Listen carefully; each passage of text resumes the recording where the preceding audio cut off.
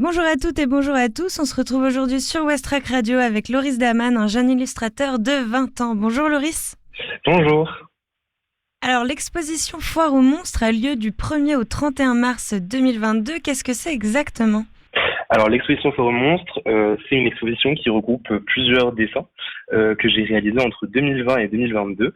L'expo tourne autour du thème du monstre, un thème qui me tient beaucoup à cœur et c'est un thème d'ailleurs que j'ai développé dans mon mémoire et dans mon projet de diplôme puisque je suis en troisième année à l'école Estienne en illustration. Pourquoi ce nom Foire aux monstres ? Foire aux monstres parce que mon projet de diplôme du coup parle d'une histoire où l'histoire en fait se déroule dans une foire aux monstres et mon envie c'était de regrouper ces monstres sous un lieu qui leur est propre, qui leur est singulier et j'avais envie du coup de parler de ça dans mon exposition et dans mes dessins de la différence et du monstre. Quel est ton parcours pour en être arrivé jusque là aujourd'hui ? J'ai commencé à mon lycée avec une formation en art appliqué qui m'a du coup beaucoup appris en termes de référence. Et ensuite, j'ai continué à l'école Estienne pendant 3 ans. Là, je suis en troisième année. Et c'est un parcours, on va dire, qui est centré sur le dessin. J'ai toujours aimé le dessin.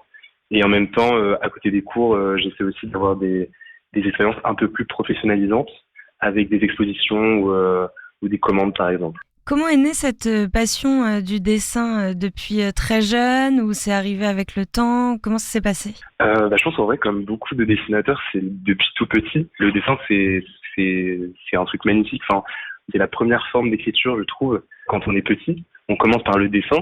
Et en fait, j'ai tout simplement décidé de pas lâcher cette forme d'écriture et cette forme d'expression jusqu'à aujourd'hui. Aussi loin que je me souvienne, ça a toujours rythmé ma vie, entre guillemets.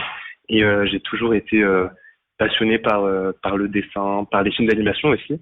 Et je pense que c'est pour ça que j'ai continué aussi le dessin. J'étais vraiment passionné par les films d'animation et le dessin m'a toujours intéressé en fait, surtout pour m'exprimer. Et pourquoi cette obsession avec le monstrueux, le difforme et l'étrangeté ? Je pense que cette obsession, elle me vient d'abord peut-être de références que j'avais quand j'étais jeune. Quand j'étais jeune, j'étais beaucoup influencé par le travail de Burton.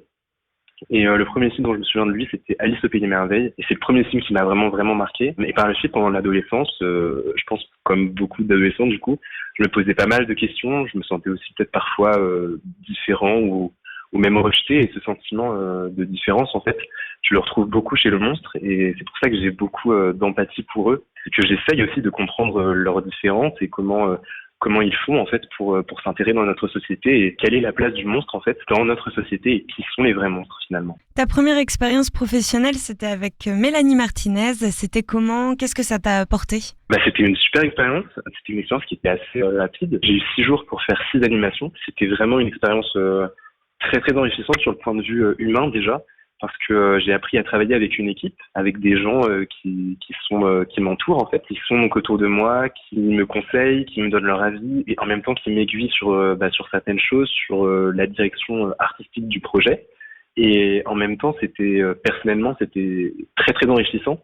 J'ai appris à avoir une méthodologie dans mon travail, à organiser mes journées. Pendant 6 jours, du coup, il y avait un jeu de ping-pong entre le manager de Mélanie Martinez et moi-même. On a trouvé un rythme de travail et c'était vraiment quelque chose de super intéressant et j'en garde une super bonne expérience en tout cas. En ce moment, tu travailles sur une bande dessinée qui s'intitule Ange. Quelle est l'histoire ? L'histoire de Ange, c'est l'histoire d'un jeune homme ailé qui souffre d'une différence.